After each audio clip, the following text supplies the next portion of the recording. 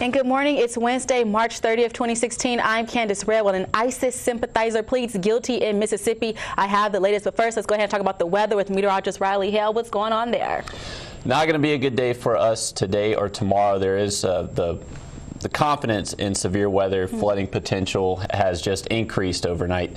And let's look at our temperatures right now. So we stayed fairly warm, cloud covers increasing across the area, and we're getting that south-southeast wind back, so that's going to keep us warm over the next couple of days. But the severe threat actually increased overnight. The tornadic threat has now been raised to a significant severe risk. Anywhere you see in that blue circle, that is that significant severe. Yellow is the slight. Further east you go, that's where the threat does go down. But we are right in the heart of this threat right here. So this is going to be a day to be weather aware. We have flooding potential. We have tornado threat, hail, damaging winds. Going to see thunderstorms by this afternoon that will last overnight into Thursday, and then finally get out of here by Thursday night. But this is going to be a very active weather pattern. A dangerous situation is about to unfold, so just stay weather aware. If you have a weather radio, keep it by you. Now, the rain thunderstorms should not start until later this afternoon, but there is going to be an overnight threat, so that's why we always say have your Midland weather radio. That will wake you up in case there's a tornado warning, flash flood warning, anything like that. So this is going to be the next couple days to be weather aware. There's a tornado threat, and it's significant to severe. So just stay updated on the weather. We'll keep you updated right here on WXVT. Thanks, Riley. So a Vicksburg woman arrested for attempting to join ISIL pleads guilty in federal court. Well, 20-year-old Jayla Young reached a plea agreement yesterday with prosecutors on charges of aiding terrorists. Now, according to federal investigators, Young was dating Mohammed Dakala and convinced him to join the terrorist network in Syria last year. Well, Dakala pled guilty to charges earlier this month. The maximum penalty for the crime is 20 years in prison, a $250,000 fine, and lifetime parole supervision. News in Greenville: a suspect accused of shooting someone is in jail on $25,000 bond. Well, 67-year-old Nathaniel Stanford is charged with aggravated assault. Police say he allegedly shot a 36-year-old man. The shooting happened Saturday in the 1400 block of West Ole Circle. Now, preliminary investigation shows that the shooting happened after a heated argument. The victim was airlifted to the hospital. His condition is still unknown at this time. And the Bolivar County Sheriff's Department is still looking for an alleged gunman. With 34-year-old Dante Marks is facing an aggravated assault charge after he allegedly shot two people. It happened Sunday evening on Cypress Street. The victims were identified as Cordarius Butler and Jamal Brown. They were both treated at the hospital. Marks is described as a 5'7" black male, weighing around 150 pounds. So if you have any information, call the Bolivar County Sheriff's Department or Crime Stoppers. And the Mississippi Highway Patrol is investigating a deadly crash. Well, it happened Monday on Interstate 55 near Winona. Now, according to the report, 38-year-old Chad Pennington was headed south in a pickup truck when he crashed into a guardrail. Well, the truck swerved into a ditch and slammed right into a bridge. Pennington was rushed to the hospital where he later died. And if your horse is in shelter, then listen up. The horse shelter at the Washington County Convention Center in Greenville is getting ready to shut down. That's according to the Washington County Office of Emergency Management. Now, Tammy Reed is the deputy director, and she says horses must be removed tomorrow, no later than 5 p.m. If you have any questions, then call the Office of Emergency Management. And today marks the deadline for the Mississippi Senate to consider House Bill 1523. Now, under the bill, public employees, business people, and those involved with foster care or adoptions could not be punished for acting on beliefs that marriage should only be between a man and a woman. Well, a few dozen people protested the bill Tuesday at the Capitol. Reporter Terrence Friday has more from Jackson. We're going to continue to work to make Mississippi a place where all people are welcome. With their signs raised and chants in sync, a group of advocates gathered on the steps of the Capitol, asking lawmakers to change their minds about House Bill 1523. Representative Andy Gibson says the bill applies to churches, religious leaders, and faith-based schools, giving them the freedom to handle certain situations as they choose based on their Christian beliefs. Others say it's just discrimination. Well, the First Amendment of the Constitution, it protects everyone and their freedom to believe whatever they want to, but it's never been used as a tool to deny someone else their civil rights.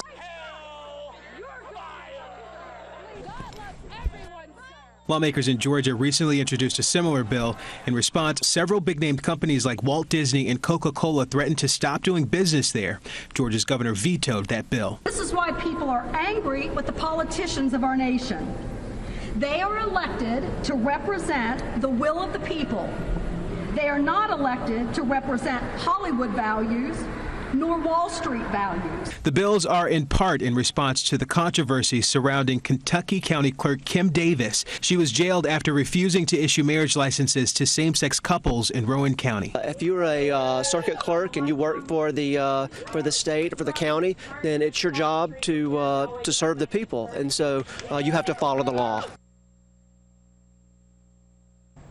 Praying and packing. Well, the Senate voted Tuesday to pass House Bill 786. That's also known as the Mississippi Church Protection Act. Now, it says places of worship could designate members to undergo firearms training and carry guns to protect the congregation. The bill also allows people to carry guns in holsters without a concealed weapons permit. Well, the bill returns to the House. And the controversial abortion discussion continues in the state of Mississippi. Well, the Senate voted Tuesday to pass House Bill 519. The measure would prohibit any abortion that would extract a live fetus in pieces from the uterus using instruments like clamps or forceps. Well, the bill is on its way back to the House for more work. And a faith-based organization is working hard to provide relief efforts to flood victims right here in Greenville. I spoke to some of the volunteers. We have volunteers from 9 different states. We have about 50 volunteers out working, just removing sheetrock, removing wet carpet, trying to get everything out before it starts to mold. Hundreds of families in Greenville need help after heavy rainfall flooded several homes, streets, and communities. Hope Reigns is a faith-based organization that focuses on disaster relief. And we started 2 years ago when the tornadoes hit Tupelo. And since then, we've been to 14 different places. Volunteers from across the nation are coming here to Greenville to help those in need. I just go through tarping some more roofs, checking moisture barriers and walls, drying out, cutting drywall, cleaning out houses. You study God's Word, you apply God's Word. And so many times in our churches today, we study God's Word, and that's as far as we get. Hope Reigns says it has one mission: to show the love of Jesus Christ to victims after a disaster strikes. In Greenville, I'm Candace Redd, WXVT News. For more information or to volunteer, call Hope Reigns Disaster Relief at the number shown right there on your screen. And the Washington County Economic Alliance held its annual meeting right here in Greenville. It featured an open bar and food samples from 18 different restaurants, with editorial cartoonist Marshall Ramsey from the Clarion Ledger provided the entertainment. WXVT's Denise Turner has more. Small businesses and big businesses line the walls of the Washington County Convention Center to find out what's new on the city's economic front.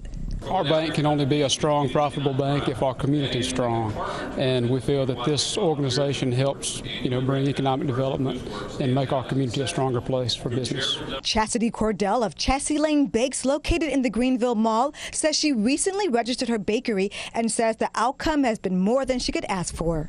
Being a part of something like this where I can meet and speak with other entrepreneurs and other people that are doing things, it just gives us a lot of exposure, and it's really great for our business.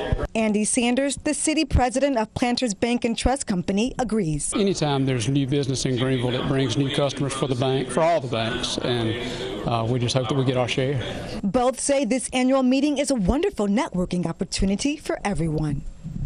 Just bringing people in, telling people about me, telling people about what we do, and letting us come to some of their events and be a part of it so that people can try what we do. There's potential new customers, there's current customers, there's lots of folks to meet tonight and to talk about the victories we've had, the good things that have happened in Greenville and the good things to come. Speakers at the Alliance also talk about businesses coming to Greenville. We just had the announcement about Bill Boykin's project he's doing downtown across from Planters Bank, and that's just another exciting project for Greenville. So if you're a new business in Greenville, check out the Washington County Economic Alliance and become part of an organization that's working to make Greenville great, one business at a time. In Greenville, Denise Turner, WXVT, your Delta News. Today in history, on March 30th, back in 1981, President Ronald Reagan is shot in the chest by a man named John Hinckley Jr. Well, the incident happened outside of the Washington Hilton Hotel. Now, the president was simply walking to his limo when the shooter fired 6 shots, where Reagan recovered from his injuries. And Hinckley, well, he was placed in a mental institution. Riley's back here at the desk, so let's go ahead and take a look now at this morning's Delta Chat question. So, should all murderers be considered mentally ill? Why or why not? Leave a message on our Facebook page. Your comment will be read live on air. Thanks as always for participating. Riley, what's your thought on this? I have no clue. I mean, if you murder somebody, obviously you have... Something's wrong with you. Something's wrong with you. Something's wrong with you. Yeah, for sure. But, this is a hard one, right? Yeah, typically you have a lot to say. I'm surprised. This one's a little difficult. I mean, I don't know. Should all murderers be considered mentally ill? This is pretty tough. I mean, if you're a murderer, then clearly something's wrong with you. Clearly, I mean, I don't know what you are possibly thinking. Yeah. But clearly you're thinking about murdering, right? That's true. But I don't know. Because then you go to like the Bible stories and like Cain and Abel, they're killing each other. Were they mentally ill or just listening to God?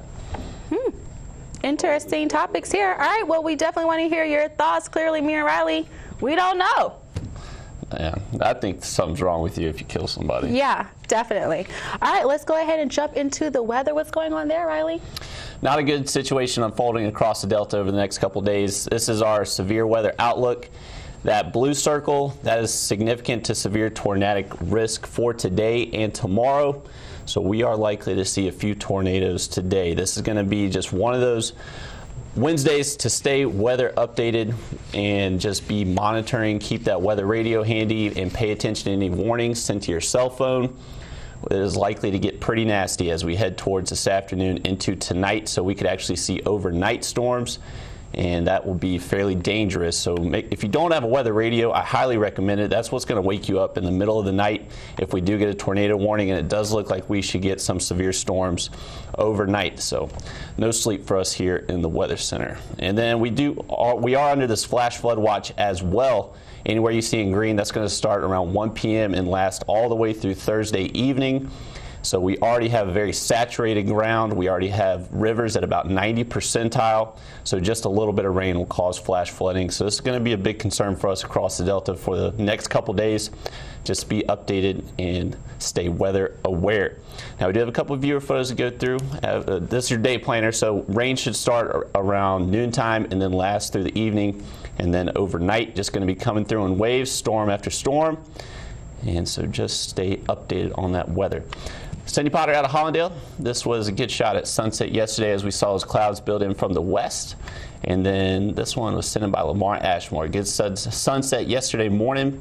And we enjoyed a very beautiful day across the Delta yesterday as we had highs in the mid-70s. We'll be there again today, but no sunshine out there today. It should stay fairly cloudy and stormy. Viewer photos, if y'all like to send them in, just go to our Facebook or Twitter page. Just make sure we know who you are and where you are. All right, Riley, so as you know, there's been 2 confirmed cases of the Zika virus right here in the state of Mississippi, and some families are at risk. Well, it seems as though they don't know enough about the virus. Find out more after the break.